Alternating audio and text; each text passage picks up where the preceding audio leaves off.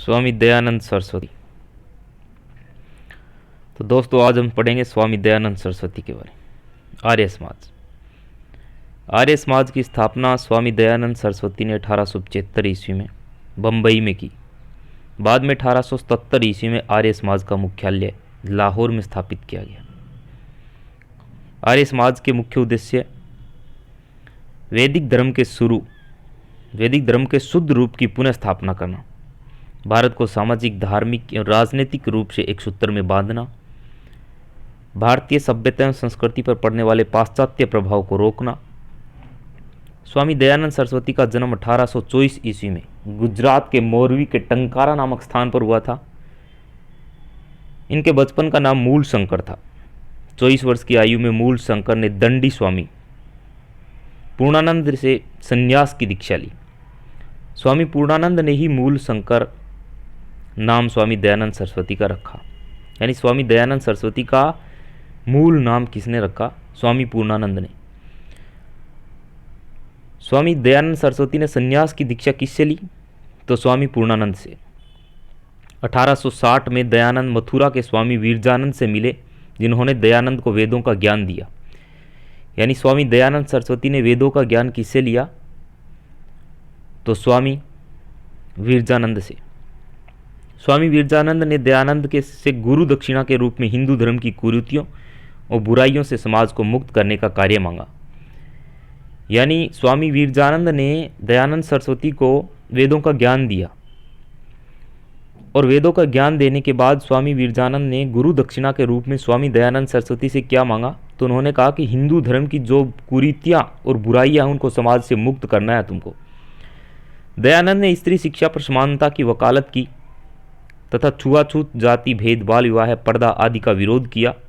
उन्होंने विधवा पुनर्विवाह, अंतरजातीय विवाह का समर्थन किया। दयानंद ने शुद्धि आंदोलन चलाकर हिंदू धर्म का परित्याग कर अन्य धर्म अपनाने वालों को पुनः हिंदू धर्म में शामिल किया। यानी शुद्धि आंदोलन किसने चलाया? तो दयानंद सरस्वती ने। यानी जो लोग हिंदू धर्म छोड़ चुके थे उनको पुनः हिंदू बनाने के लिए स्वामी दयानंद सरस्वती ने शुद्धि आंदोलन चलाया। स्वामी दयानंद ने शूद्र और स्त्री को वेद पढ़ने तथा यज्ञोत्पीत धारण करने के लिए आंदोलन चलाया। ऐसा करने वाले वे प्रथम समाज सुधारक थे। स्वामी दयानंद स्वशासन को विदेशी शासन से अच्छा मानते थे। बुरे से बुरा देसी राज्य, अच्छे से अच्छे विदेशी राज्य से अच्छा है। ये किसने कहा था? तो स्वामी दयानंद सरस्वती ने कहा था कि बुरे से बुरा देसी राज्य और अच्छे से अच्छे विदेशी राज्य से अच्छा है। केशव चंद्र सेन की सलाह पर दयानंद सरस्वती ने हिंदू भाषा में अपने विचारों का प्रसार किया था। केशव चंद्र सेन जो ब्रह्म समाज के प्रथम विभाजन में केशव चंद्र सेन ने भारतीय ब्रह्म समाज की स्थापना की थी। तो केशव चंद्र सेन ने दयानंद सरस्वती को हिंदी भाषा में अपने विचारों का प्रसार किया तथा आर्य समाज की मूल पुस्तक सत्यार्थ प्रकाश भी हिंदी में लिखी। वे प्रथम भारतीय थे जिन्होंने कहा था कि भारत भारतीयों के लिए है। श्रीमती एनी बेसेंट ने कहा कि वे प्रथम भारतीय थे जिन्होंने कहा कि भारत भारतवासियों के लिए है। आर्य समाज को सर्वाधिक सफलता पंजाब में मिली। कहाँ पर मिली? पंजाब में। उत्तर प्रदेश, राजस्थान और गुजरात में भी यह सफल रहा। आर्य समाज ने 1882 ईस्वी में गायों की रक्षा हेतु गोरक्षिणी सभा की स्थापना की थी। गोरक्षिणी सभा। दयानंद सरस्वती को 19वीं शताब्दी का उत्तर भारत का हिंदू लुथर कहा जाता है। उत्तर भारत का हिंदू लुथर किसको कहा जाता है? स्वामी दयानंद सरस्वती को उत्तर भारत का हिंदू लुथर कहा जाता है। स्वामी दयानंद सरस्वती को उत्तर भारत का हिंदू लूथर कहा जाता है।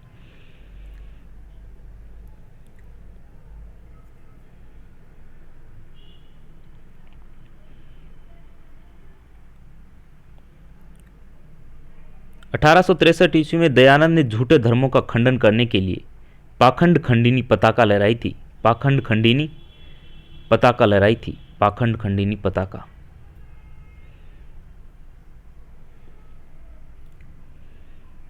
स्वामी दयानंद सरस्वती की मृत्यु जोधपुर की एक वेश्या नन्ही बाई द्वारा पीसा हुआ शीशा देने से कारण 30 अक्टूबर 1883 ईस्वी को अजमेर में हुई थी। यानी स्वामी दयानंद सरस्वती की मृत्यु कहाँ पर हुई थी? तो 30 अक्टूबर 1883 में अजमेर में हुई थी। किस कारण? तो जोधपुर की एक वेश्या थी नन्ही बाई, उसने पीसा हुआ शीशा देने से। स्वामी दयानंद सरस्वती की लिखी हुई पुस्तकें, स्वामी दयानंद सरस्वती की पुस्तकें।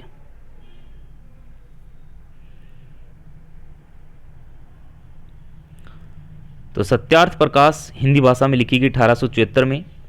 पाखंड खंडन, वेद भाष्य भूमिका, अंशतः हिंदी और अंशतः संस्कृत दोनों में। ऋग्वेद भाष्य संस्कृत में, अद्वैत मत का खंडन, पंच महाकाव्य विधि, वल्लभाचार्य मत खंड, पाश्चात्य शिक्षा के समर्थक और विरोध के आधार पर आर्य समाज 1892 से 93 में 2 गुंटों में बंट गया। यानी पाश्चात्य शिक्षा के समर्थन के कारण कुछ लोग उसके समर्थक में थे पाश्चात्य शिक्षा के, और कुछ उसके विरोध में थे। इसके कारण 1892-93 ईस्वी में 2 गुटों में बंट गया आर्य समाज। पाश्चात्य शिक्षा के समर्थकों में हंसराज और लाला लाजपत राय थे। पाश्चात्य शिक्षा के समर्थकों में हंसराज और लाला लाजपत राय थे। 1886 में हंसराज व लाला लाजपत राय ने लाहौर में एंग्लो वैदिक स्कूल की स्थापना की। 1889 ईस्वी में उन्होंने लाहौर में दयानंद एंग्लो वैदिक कॉलेज की स्थापना की थी। तो हंसराज व लाला लाजपत राय ने एंग्लो वैदिक स्कूल और लाहौर में दयानंद एंग्लो वैदिक कॉलेज की स्थापना की थी। पाश्चात्य शिक्षा के विरोध में स्वामी श्रद्धानंद, लाला मुंशीराम और लेखराम थे। इन्होंने 1902 में हरिद्वार में गुरुकुल कांगड़ी की स्थापना की। वैलेंटाइन चिरोल ने आर्य समाज को भारतीय अशांति का जन्मदाता कहा है। तो भारतीय अशांति का जन्मदाता किसको कहा गया है? वैलेंटाइन चिरोल ने आर्य समाज को भारतीय अशांति का जन्मदाता कहा है। दयानंद सरस्वती ने 4 सौ की अवधारणा दी है। सौ राज्य, सौ धर्म, सौ देशी, सौ भाषा। सौ राज्य अपना राज्य, सौ धर्म अपना धर्म, सौ देशी यानी अपने देश के लिए, अपने आदेश की, और सौ भाषा अपनी भाषा। दयानंद सरस्वती राष्ट्रभाषा के रूप में हिंदी के समर्थक थे। राजपूताना देशी रियासतों में शाहपुरा के राव नाहर सिंह, उदयपुर के महाराणा सज्जन सिंह और जोधपुर के महाराणा जसवंत सिंह दयानंद सरस्वती से विशेष भक्त एवं अनुयायी थे। तिलक के अनुसार दयानंद स्वराज्य में सर्वप्रथम संदेशवाहक थे। तिलक के अनुसार दयानंद स्वराज्य के सर्वप्रथम संदेशवाहक थे। स्वराज्य शब्द का सर्वप्रथम प्रयोग भी दयानंद सरस्वती ने किया था। स्वामी विवेकानंद और रामकृष्ण मिशन। तो स्वामी विवेकानंद 1863 से 1902 में दक्षिणेश्वर के स्वामी नाम से प्रसिद्ध रामकृष्ण परमहंस। तो दोस्तों ये हम बाद में पढ़ेंगे।